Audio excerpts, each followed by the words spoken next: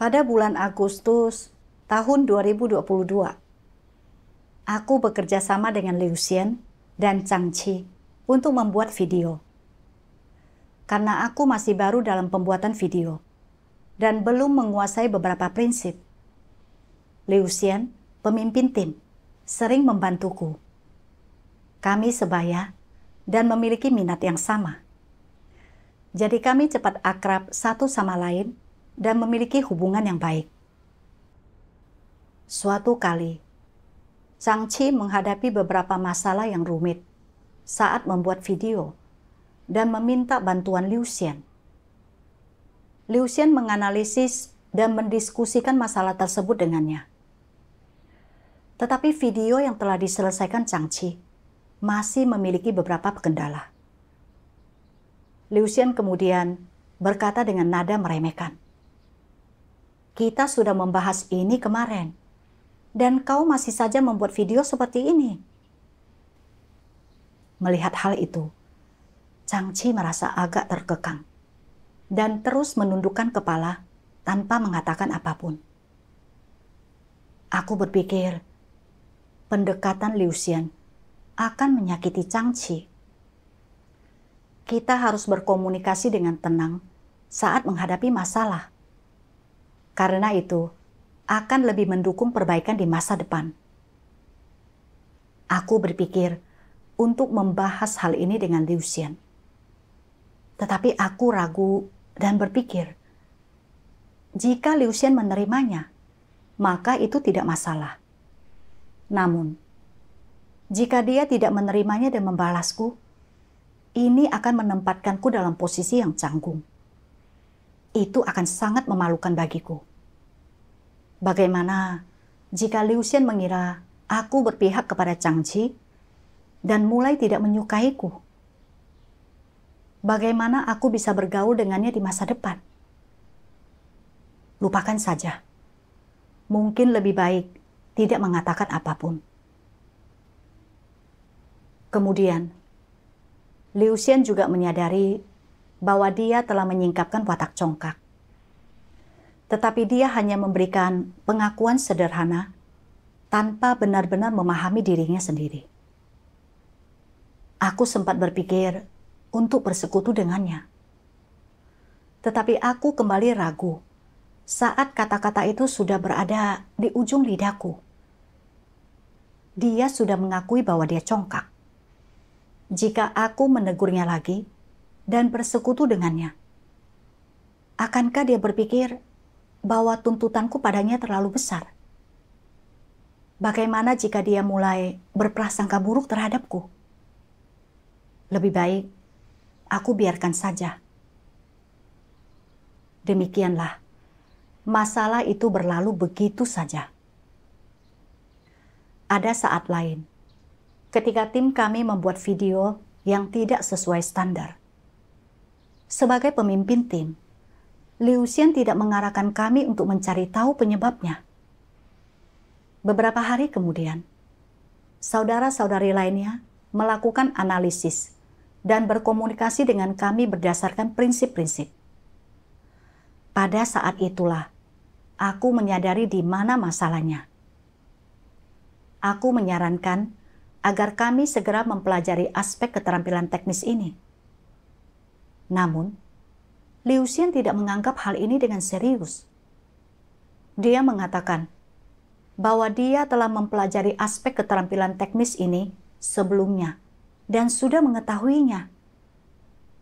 Jadi, dia tidak mengatur agar kami mempelajarinya. Aku menyadari sikap santai Liu Xian terhadap pembelajaran teknis. Dia jelas tidak mahir, tetapi merasa puas diri dan enggan untuk belajar. Sebagai pemimpin tim, dia tidak merangkum penyimpangan yang ada. Aku ingin berbicara dengannya tentang masalah-masalahnya. Tetapi kemudian aku berpikir, apakah Liu Xian akan merasa malu jika aku mengatakan ini? Bagaimana jika aku melukai harga dirinya dan dia mulai berprasangka buruk terhadapku? Jadi, sekali lagi, Aku tidak mengatakan apa-apa dan tetap diam. Kemudian, ketika pengawas kami menanyakan keadaanku, aku ingin menuliskan hal-hal ini kepadanya. Namun aku khawatir, jika Liusian melihat ini, apakah dia akan bilang bahwa aku menusuknya dari belakang, alih-alih menunjukkan masalahnya di hadapannya, dan bahwa aku memanfaatkan kesempatan menulis tentang keadaanku untuk melaporkan masalahnya. Jika Liusian memiliki pendapat negatif tentangku, bagaimana aku bisa bergaul dengannya di masa depan? Dengan kekhawatiran ini, aku tidak menyebutkan masalah Liusian sama sekali. Dari luar, Liusian dan aku bercakap-cakap dan tertawa bersama. Tetapi setiap kali aku perlu menunjukkan masalahnya, aku akan terus menebak bagaimana reaksinya. Bahkan, ketika aku melihat kesalahannya dengan jelas, aku tidak berani berbicara jujur. Sungguh menyedihkan dan menyesakkan. Selama periode itu, aku sering berdoa kepada Tuhan, meminta pencerahan dan petunjuknya untuk memahami diriku dan membebaskan diri dari belenggu watak rusakku. Suatu hari, saat berkomunikasi tentang keadaan kami, Liusian menyebutkan bahwa ada kekurangan dalam persekutuan yang tulus di antara kami. Dia menunjukkan bahwa aku cenderung menjadi orang yang suka menyenangkan orang lain. Mengatakan bahwa aku jarang mengungkapkan masalahnya, meskipun aku melihatnya.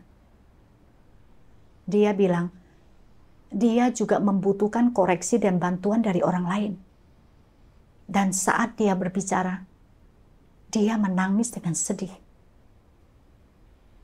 Mendengar kata-kata Liusian, aku merasa sangat menyesal dan hatiku terasa perih. Ternyata di matanya, aku adalah orang yang suka menyenangkan orang lain. Dan dia tidak menentang kebenaran seperti yang kukira. Mengapa aku tidak bisa memberanikan diri untuk mengatakan sepatah kata pun, untuk menunjukkan atau mengungkapkan masalahnya? Aku makan dan minum firman Tuhan yang relevan dengan masalah ini. Aku membaca satu bagian dari firman Tuhan. Tuhan Yang Maha Kuasa berfirman, "Ketika berinteraksi dengan saudara-saudari, engkau harus membuka hatimu kepada mereka dan mencurahkan isi hatimu kepada mereka agar dapat merasakan manfaatnya. Ketika melaksanakan tugasmu, membuka hati dan mencurahkan isi hati kepada orang lain menjadi lebih penting lagi, karena hanya dengan begitulah engkau dapat bekerja dengan baik bersama-sama. Terkadang, ketika dua orang berinteraksi, kepribadian mereka bertentangan, atau lingkungan keluarga, latar belakang, atau keadaan ekonomi mereka tidak sejalan.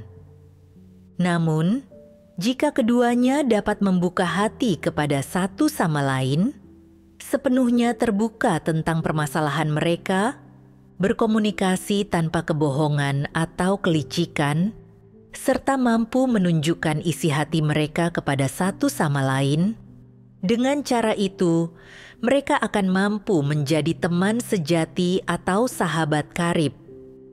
Mungkin ketika orang lain mengalami kesulitan, dia akan mencarimu dan bukan orang lain, dan dia hanya akan mempercayaimu sebagai orang yang dapat membantunya.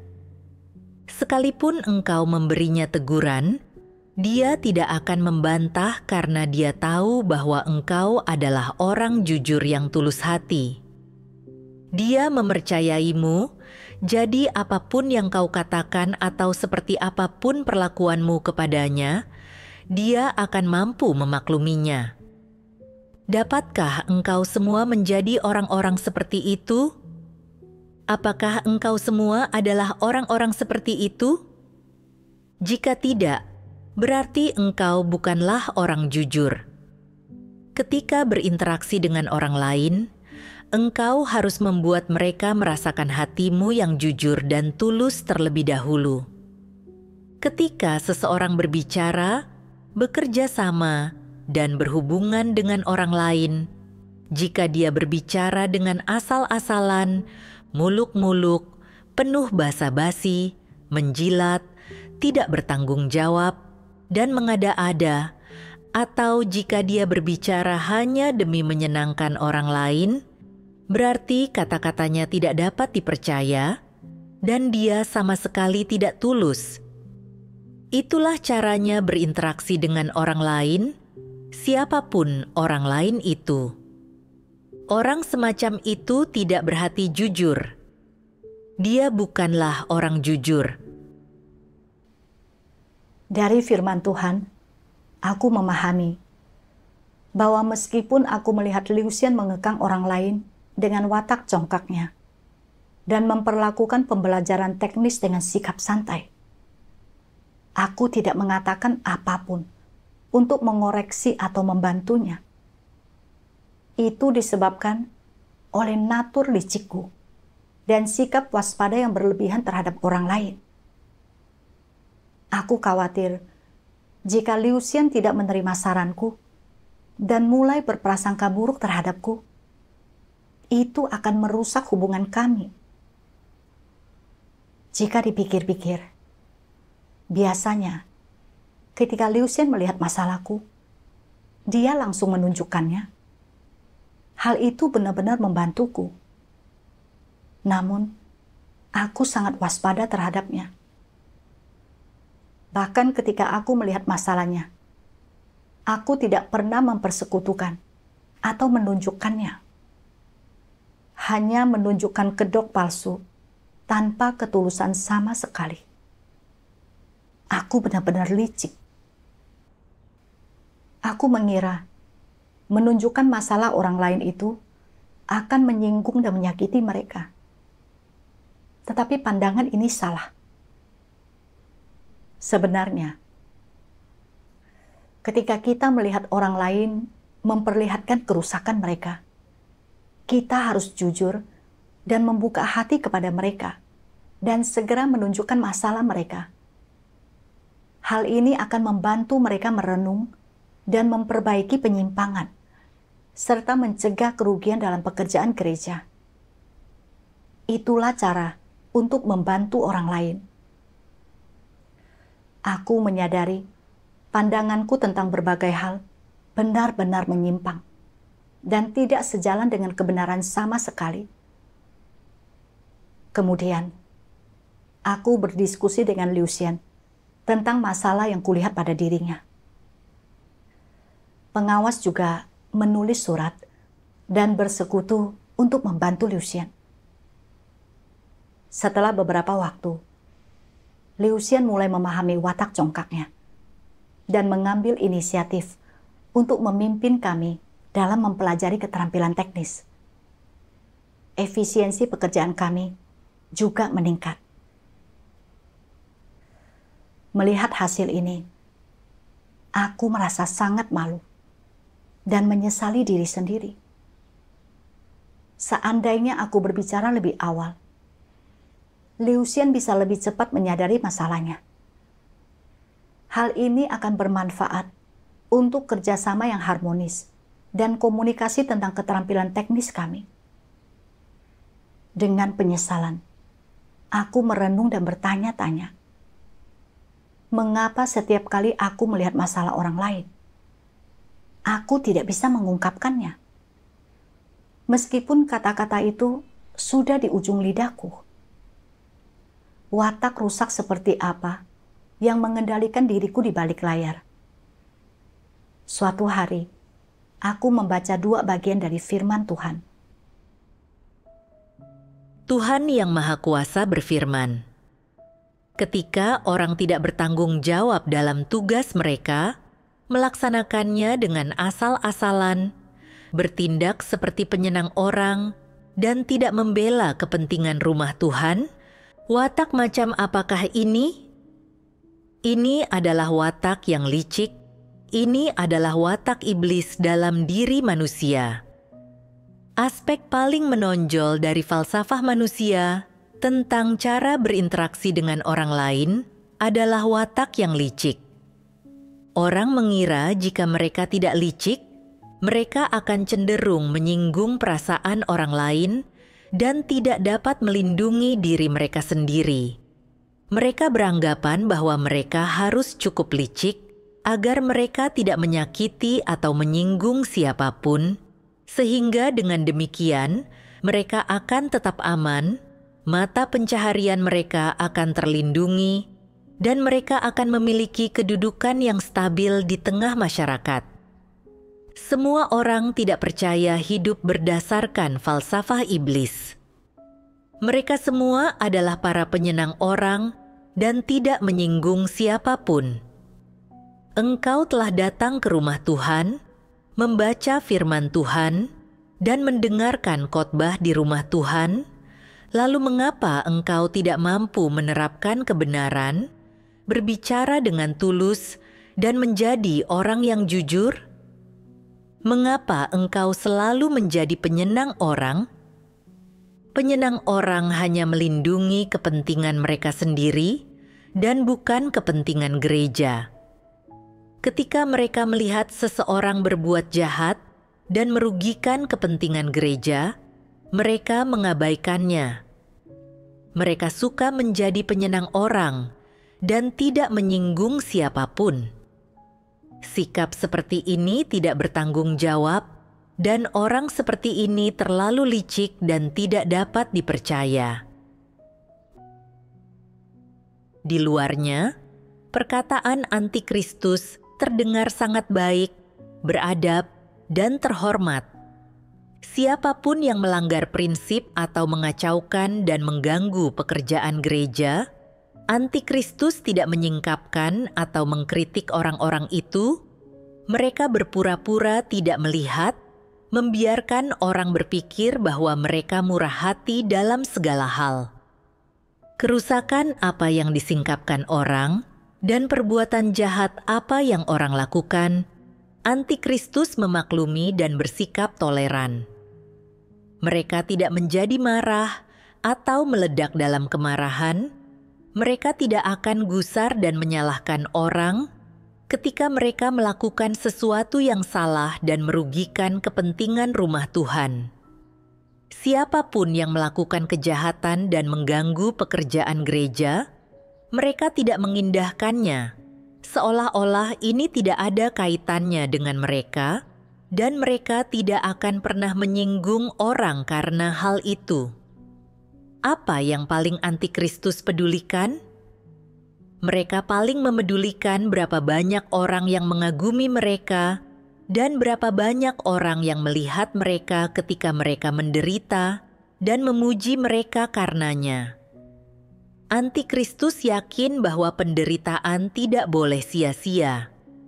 Seberat apapun kesukaran yang mereka tanggung, berapapun harga yang mereka bayar, perbuatan baik apapun yang mereka lakukan, betapapun peduli, perhatian, dan penuh kasihnya mereka terhadap orang lain, semua ini harus dilakukan di depan orang lain agar ada lebih banyak orang yang melihatnya.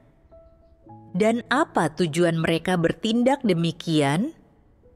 Untuk memenangkan hati orang-orang agar lebih banyak orang menyetujui tindakan mereka, perilaku mereka, dan karakter mereka dari dalam hati orang-orang, serta mendapat acungan jempol. Bahkan ada antikristus yang berusaha membangun citra diri mereka sebagai orang yang baik melalui perilaku baik mereka secara lahiriah, sehingga akan ada lebih banyak orang yang datang kepada mereka untuk mencari pertolongan. Firman Tuhan mengungkapkan kebenaran dengan sangat jelas. Bagi orang-orang yang memiliki watak yang licik dan suka berbohong, ketika mereka melihat orang lain memperlihatkan kerusakan atau mengganggu pekerjaan gereja, mereka tidak pernah menunjukkan atau mengungkapkannya. Dari luar, mereka tampak toleran dan sabar. Tetapi tujuan nyata mereka adalah menggunakan kebaikan dari luar untuk membuat orang lain berpikir bahwa mereka penuh kasih dan perhatian. Dengan demikian, memenangkan hati orang dan mencari muka. Natur mereka sangat jahat. Seperti diriku, ketika aku melihat Liuxian meremehkan dan mengekang Changqi, dan melihat bahwa Liuxian sebagai pemimpin tim kami gagal mengatur pembelajaran teknis dan menunda pekerjaan. Aku ingin menunjukkan masalahnya. Namun, aku menelan kata-kata itu saat sudah berada di ujung lidahku. Khawatir bahwa Liuxian tidak akan terima dan mulai berprasangka buruk terhadapku. Membuat interaksi kami di masa depan menjadi sulit. Jadi, aku selalu diam. Bahkan, ketika menulis tentang keadaanku, aku takut jika Liuxian melihat ini. Dia mungkin berpikir bahwa aku melaporkan masalahnya di belakangnya. Jadi, aku menghindari menyebut namanya. Dari luar, aku tidak menyinggung siapapun dan tampak sangat bersahabat. Tetapi niatku yang sebenarnya adalah untuk menjaga hubungan baik dengan Liuxian. Demi mempertahankan citra positif dalam pikirannya, aku tidak bisa membuat diriku mengatakan sesuatu yang benar-benar jujur atau bermanfaat.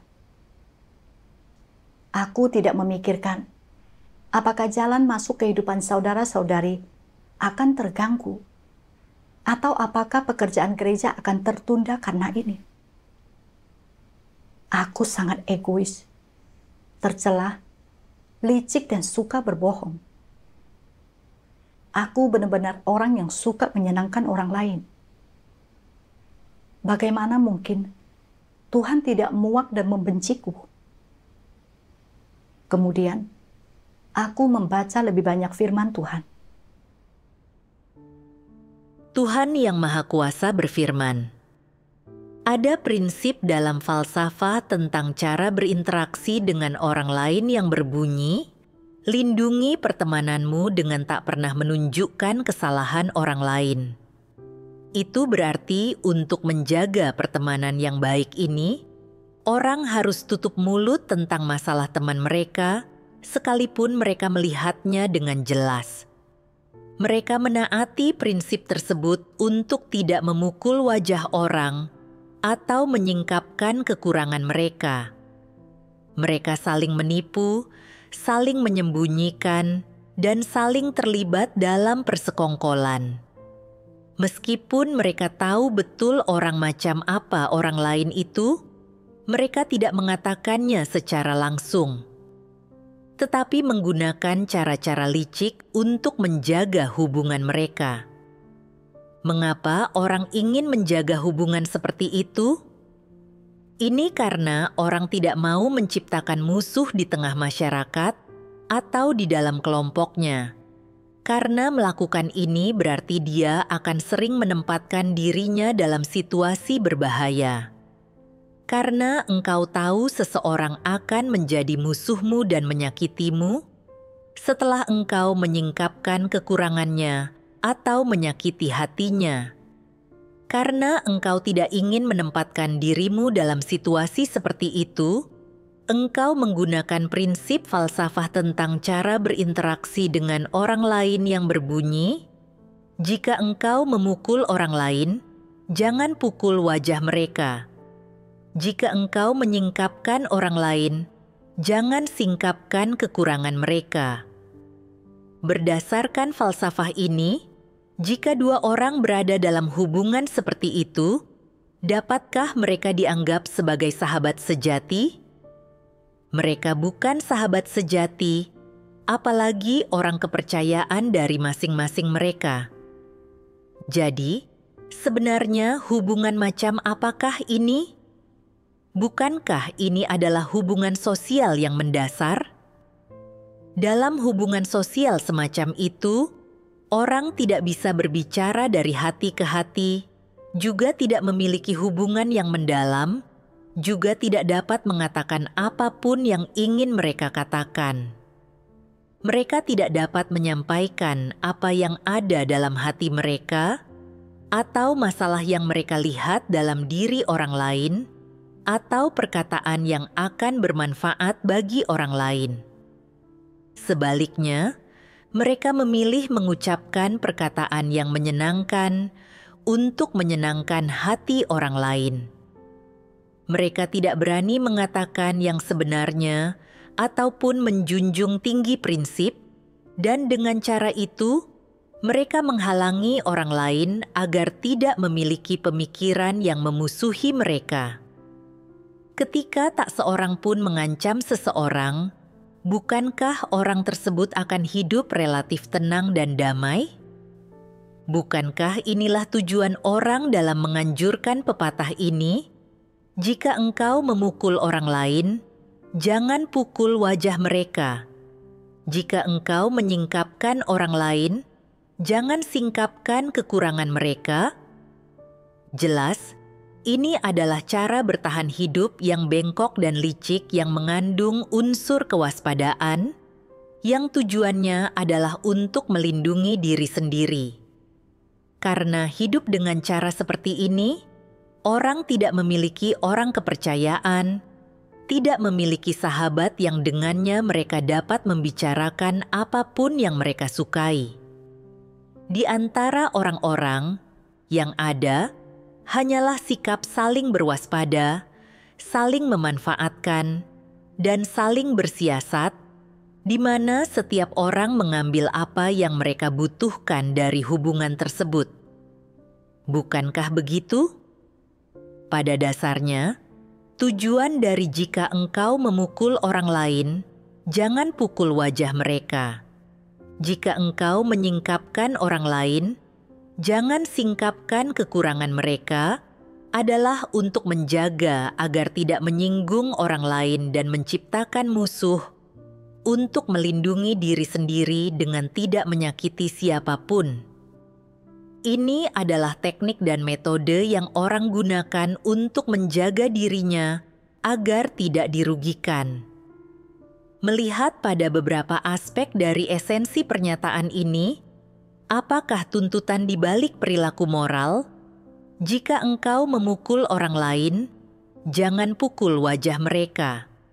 Jika engkau menyingkapkan orang lain, jangan singkapkan kekurangan mereka, adalah prinsip yang mulia.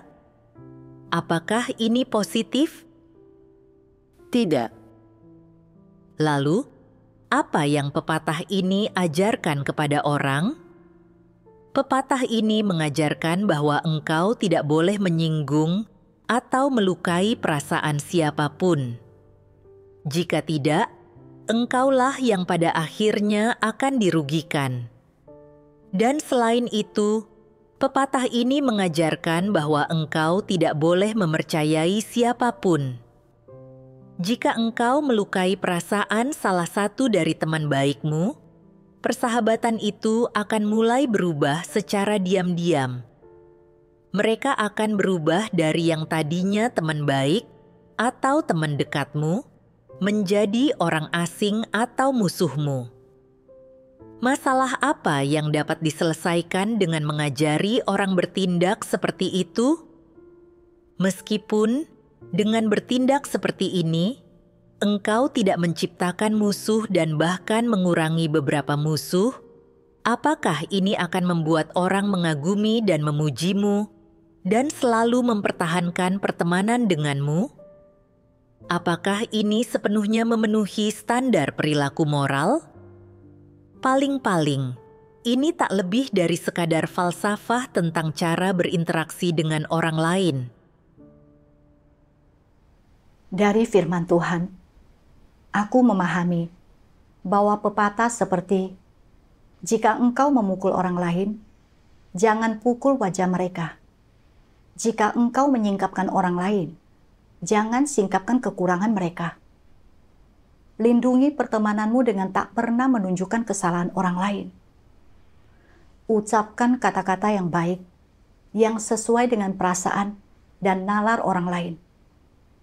Karena berkata jujur mengganggu sesama.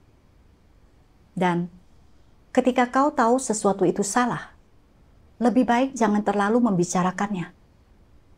Adalah falsafah iblis tentang cara berinteraksi dengan orang lain. Iblis menanamkan gagasan-gagasan ini dalam diri manusia, membuat mereka percaya bahwa untuk berdiri teguh di tengah masyarakat, mereka harus menjaga hubungan dengan orang lain, selalu menjaga reputasi demi orang lain, dan berbuat licik, serta suka menyenangkan orang lain. Jika tidak, mereka akan disingkirkan. Ketika orang bergantung pada falsafah tentang cara berinteraksi dengan orang lain, mereka menjadi curiga dan defensif terhadap satu sama lain. Mereka terus membaca nada bicara dan ekspresi orang lain ketika berbicara atau melakukan sesuatu. Bertindak dengan satu cara di luar, sementara menyembunyikan pikiran mereka yang sebenarnya. Mereka tidak pernah mengucapkan kata-kata yang jujur atau tulus. Menjadi semakin munafik dan jahat, serta hidup tanpa martabat maupun integritas. Aku selalu takut untuk menunjukkan masalah Liu Xian, hanya karena aku terpengaruh oleh falsafah iblis tentang cara berinteraksi dengan orang lain ini. Aku percaya bahwa untuk menjaga hubungan baik dengan orang lain dan mengamankan posisiku di antara mereka, aku harus berhati-hati dalam kata-kata dan tindakanku. Tidak pernah mengatakan sesuatu yang tidak disukai orang lain atau menunjukkan kekurangan dan kelemahan mereka. Aku pikir, aku harus menjaga reputasi demi orang lain. Jika tidak, aku akan menyinggung mereka dan mendapatkan musuh. Sebelum percaya kepada Tuhan, aku berinteraksi dengan orang seperti ini. Selalu berhati-hati, membaca nada bicara dan ekspresi orang lain, dan curiga serta waspada terhadap orang lain. Bahkan, dengan keluarga terdekat atau sahabat-sahabatku, aku tidak akan menunjukkan masalah mereka karena takut tidak disukai dan diasingkan. Meskipun orang mengatakan aku baik,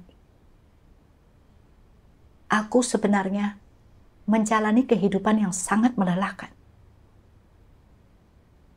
Setelah percaya kepada Tuhan, aku tetap berinteraksi dengan saudara-saudari dengan cara yang sama, tanpa hati yang tulus.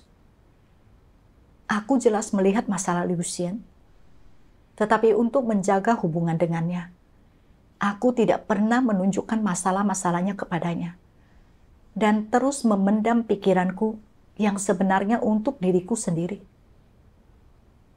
Dari luar, aku bergaul dengan dia dengan baik. Sepertinya tidak ada hal yang tidak bisa kami bicarakan. Hidup dengan falsafah iblis ini, aku mengambil jalan tengah, berusaha untuk tidak menyinggung siapapun, selalu membaca nada bicara dan ekspresi orang lain dalam interaksiku dengan mereka. Ini tidak hanya merugikan Liu Xian dan menunda pekerjaan, tetapi juga membuatku merasa tertekan dan menderita. Pada akhirnya, aku hanya akan ditolak dan disingkirkan oleh Tuhan. Tuhan menyukai orang-orang yang jujur. Dia berharap kita dapat berinteraksi dengan orang lain secara terbuka dan tulus, saling berbagi hati satu sama lain. Mereka yang mengejar kebenaran juga lebih suka bergaul dengan orang-orang yang jujur. Hidup dengan falsafah iblis mungkin untuk sementara dapat membantu menjaga hubungan dengan orang lain. Tetapi itu sama sekali tidak dapat bertahan lama. Pada akhirnya, orang-orang seperti itu akan dibedakan dan ditolak oleh mereka yang mengejar dan mencintai kebenaran. Saat bergantung pada falsafah tentang cara berinteraksi dengan orang lain ini, aku tidak hanya gagal menjaga hubunganku dengan Lucien, tetapi juga kehilangan kepercayaannya. Akhirnya, dia berkata, "Aku adalah orang yang suka menyenangkan orang lain." Mengatakan bahwa aku tidak memiliki hati yang tulus dalam interaksiku dengan orang lain. Saat merenungkan tentang hal ini, aku menyadari betapa bodohnya aku menerima falsafah iblis ini sebagai caraku untuk berinteraksi dengan orang lain. Aku melihat betapa dalamnya aku telah dirusak oleh setan dan menyadari bahwa aku benar-benar membutuhkan penyelamatan dari Tuhan. Aku memutuskan untuk berhenti menjalani kehidupan yang egois dan licik ini. Kemudian, aku mulai merenung. Bagaimana seharusnya aku bergaul dengan orang lain? Bagaimana seharusnya aku berbicara dan bertindak agar sesuai dengan maksud Tuhan? Aku membaca satu bagian dari firman Tuhan. Tuhan Yang Maha Kuasa berfirman, "Apa yang seharusnya menjadi dasar dari perkataan dan tindakan manusia?" Firman Tuhan. Jadi, apa tuntutan dan standar Tuhan bagi perkataan dan tindakan mereka? Perkataan itu harus membangun orang lain. Benar.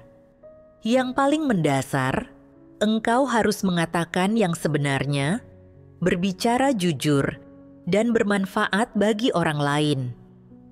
Setidaknya, perkataanmu haruslah mendidik kerohanian orang lain dan tidak menipu, menyesatkan, mengolok-olok, menyindir, menghina, mengejek, mengekang, mengungkapkan kelemahan, atau menyakiti mereka.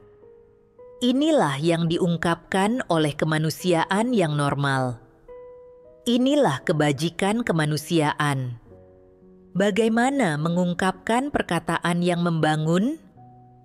Perkataan itu terutama harus mendorong, mengarahkan, membimbing, menasihati, memahami, dan menghibur.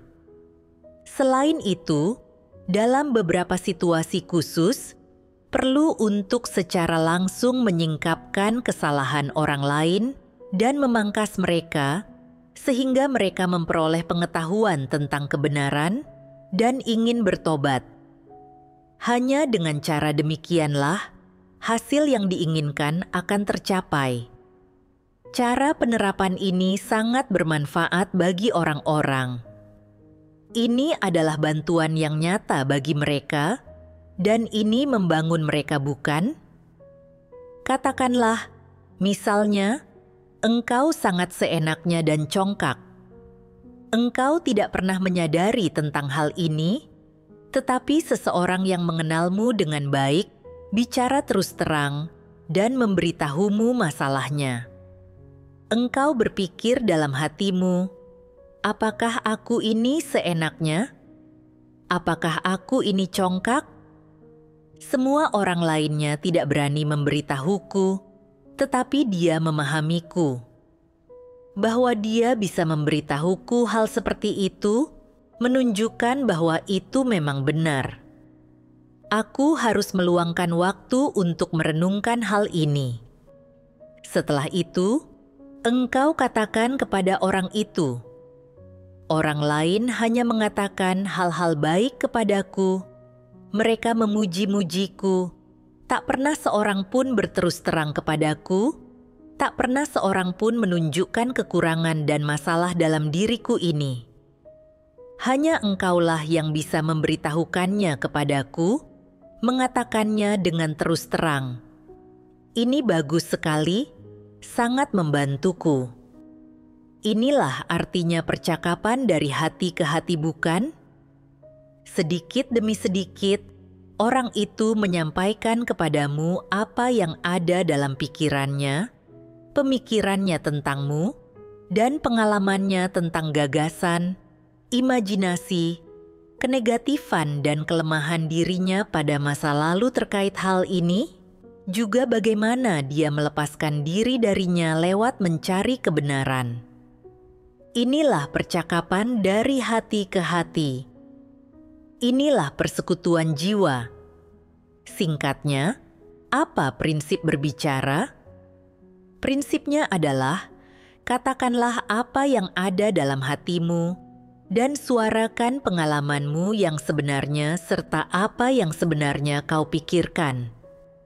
Perkataan inilah yang paling bermanfaat bagi orang-orang, yang membekali mereka, yang membantu mereka. Perkataan inilah yang paling positif. Dari firman Tuhan, aku memahami bahwa untuk membangun hubungan yang normal dengan orang lain, aku harus memperlakukan mereka menurut prinsip-prinsip firman Tuhan. Ketika aku melihat seseorang memperlihatkan kerusakan, menghambat pekerjaan, atau bertindak bertentangan dengan prinsip, aku harus segera menunjukkannya. Ini akan bermanfaat bagi pekerjaan serta jalan masuk kehidupan orang tersebut. Hanya dengan berperilaku seperti ini, aku bisa menjunjung tinggi prinsip dan menjalani hidup dengan terbuka dan jujur, serta memiliki kemanusiaan dan rasa keadilan. Terkadang, meskipun orang tidak bisa menerimanya secara langsung, jika mereka mengejar kebenaran, mereka akan mencari kebenaran dan merenungkan diri mereka setelahnya. Mereka tidak akan merasa muak atau menolak, tetapi malah akan berterima kasih atas bantuanku. Jika mereka tidak mengejar kebenaran atau menerima kebenaran, itu juga akan menyingkapkan siapa mereka dan membantuku untuk sedikit membedakan. Aku tidak seharusnya hanya fokus menjaga reputasiku sendiri. Yang seharusnya kupedulikan adalah sikap Tuhan terhadapku. Apakah tindakanku memenuhi maksud Tuhan? Dan apakah aku berpegang teguh pada prinsip serta memperlakukan orang lain sesuai kebenaran dalam firman Tuhan? Saat merenungkan tentang masa lalu, aku selalu berinteraksi dengan orang lain berdasarkan falsafah ini. Kata-kata dan tindakanku selalu terkekang, dan aku hidup dalam keadaan tertekan tanpa ada kelegaan. Dengan seperti ini, aku tidak akan pernah bisa meraih kebenaran, selamanya terikat dan diperbudak oleh iblis. Pada titik ini, aku memahami bahwa aku harus memperlakukan orang lain sesuai dengan firman Tuhan. Berinteraksi dengan orang secara terus terang dan jujur. Berbicara dari hatiku dan mengatakan hal-hal yang bermanfaat bagi orang lain. Entah saat aku memangkas orang lain, menyalahkan mereka, atau bersekutu dengan mereka secara tenang tentang kebenaran. Aku harus berbicara dengan mereka dengan hati yang tulus. Dengan cara ini, hubungan-hubunganku dengan orang lain dapat menjadi normal dan bertahan lama. Dan aku bisa melepaskan diri dari perasaan tertekan dan mendapatkan kebebasan serta kemerdekaan. Kemudian, ketika kami membahas beberapa masalah dalam video kami, Liusian hanya akan membagikan pendapatnya setiap kali dia menunjukkan masalah orang lain. Dia jarang bersekutu mengenai prinsip. Selama pertemuan, Dia jarang membuka diri tentang kerusakan yang dia singkapkan, dan jarang membuka diri kepada kami tentang masalah yang dihadapi dalam pekerjaannya. Ini membuat orang lain berpikir bahwa dia telah memiliki tingkat pertumbuhan dan kemampuan kerja tanpa mereka sadari, dan membuat mereka melihatnya dengan kagum. Aku merasa ini merugikan semua orang dan ingin menunjukkan hal itu kepadanya. Namun, ketika aku akan berbicara, aku ragu dan berpikir, jika aku mengatakan ini, apakah Liusian akan marah? Jika itu memengaruhi hubungan di antara kami, apakah itu akan membuat interaksi kami di masa depan menjadi sulit? Aku menyadari bahwa aku hendak menjadi orang yang suka menyenangkan orang lain lagi, demi menjaga hubungan dengan orang lain. Jadi, aku segera berdoa kepada Tuhan, meminta kekuatan untuk menerapkan kebenaran dan memberontak melawan diriku sendiri. Setelah berdoa, aku teringat satu bagian dari firman Tuhan. Tuhan Yang Maha Kuasa berfirman, "Jika semua orang berbicara tentang pengetahuan doktrinal atau teoretis, tetapi tidak mengatakan apapun tentang pengetahuan yang telah mereka peroleh dari pengalaman nyata, dan jika ketika mempersekutukan kebenaran, mereka menghindari pembicaraan tentang kehidupan pribadi mereka, masalah kehidupan nyata mereka, dan dunia batin mereka sendiri, lalu bagaimana mungkin terjadi komunikasi yang sungguh-sungguh di antara mereka? Bagaimana mungkin ada kepercayaan yang sejati? Jika tidak ada komunikasi verbal atau rohani, tidak mungkin ada keintiman di antara mereka, dan mereka tidak dapat saling membekali atau membantu satu sama lain. Engkau pernah mengalami hal ini, bukan? Jika temanmu mengungkapkan seluruh isi hatinya kepadamu, menyampaikan semua yang dia pikirkan, dan penderitaan atau kebahagiaan apapun yang tersimpan di hatinya, bukankah engkau akan merasa sangat dekat dengannya? Alasan dia bersedia memberitahumu hal-hal ini adalah karena engkau juga telah mengungkapkan pemikiran terdalammu kepadanya. Engkau berdua sangat dekat, dan karena hal inilah engkau berdua sangat rukun dan membantu satu sama lain. Tanpa komunikasi dan percakapan semacam ini di antara saudara-saudari di gereja, mereka tidak akan mampu hidup dengan harmonis, dan tidaklah mungkin bagi mereka untuk bekerja sama dengan baik dalam pelaksanaan tugas mereka. Itulah sebabnya mempersekutukan kebenaran membutuhkan komunikasi rohani dan kemampuan untuk berbicara dari hatimu. Ini adalah salah satu prinsip yang harus orang miliki untuk menjadi orang yang jujur. Firman Tuhan menyadarkanku. Aku berpikir tentang bagaimana berinteraksi dengan Liusian berdasarkan falsafah tentang cara berinteraksi dengan orang lain. Aku tidak pernah benar-benar membuka hatiku kepadanya atau membantunya, dan tidak pernah bersekutu atau menunjukkan masalah-masalahnya. Yang aku bawa padanya hanyalah kecurangan dan kerugian, membuat orang-orang tidak menyukaiku, dan Tuhan membenciku. Aku menyadari bahwa aku tidak bisa terus menjadi orang yang egois, curang, dan suka menyenangkan orang lain lagi, dan bahwa aku harus menjadi orang yang jujur sesuai dengan firman Tuhan, dan berbicara tentang masalah yang kulihat. Keesokan harinya, ketika kami berkomunikasi tentang keadaan kami, aku menunjukkan kepada Liusian bahwa dia tidak pernah membuka diri tentang kerusakannya, bahwa dia tidak fokus pada membimbing semua orang ke dalam prinsip-prinsip dalam tugas kami. Dan hal ini dapat dengan mudah membuat orang lain menghormatinya. Sementara itu, aku memperingatkannya bahwa melakukan tugas seperti ini bukanlah jalan yang benar. Liu Xian menyadari keseriusan masalahnya setelah mendengarkan dan bersedia mencari kebenaran serta merenungkan dirinya sendiri.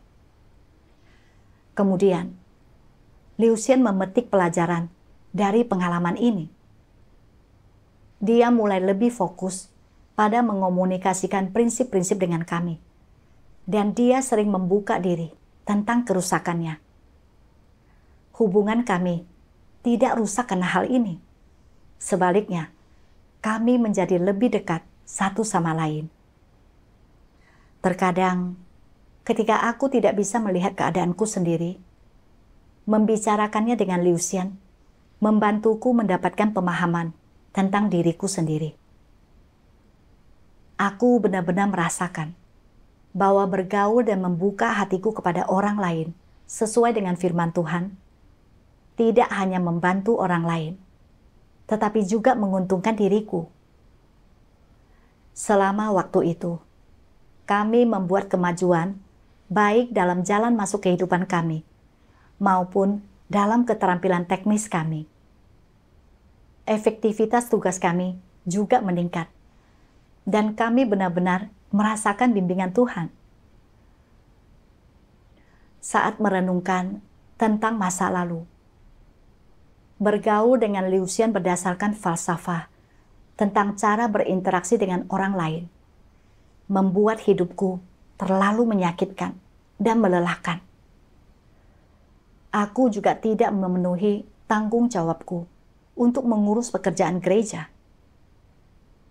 Jika dibandingkan dengan sekarang, ketika menjadi orang yang jujur sesuai dengan firman Tuhan dan berbicara dari hatiku, aku merasakan bimbingan Tuhan dan mengalami ketenangan serta kelegaan di dalam hatiku. Ada rasa manis dan sukacita yang sulit untuk dijelaskan. Aku juga memahami bahwa hubungan yang normal antara saudara-saudari seharusnya tidak melibatkan kecurigaan atau hambatan. Kami harus memperlakukan satu sama lain dengan tulus, saling membantu, dan mendukung dalam jalan masuk kehidupan dan tugas yang kami emban. Ini akan bermanfaat bagi orang lain, diri kami, dan pekerjaan gereja. Firman Tuhanlah yang telah mengajarkanku bagaimana berinteraksi dengan orang lain. Dan aku benar-benar bersyukur kepada Tuhan dari lubuk hatiku.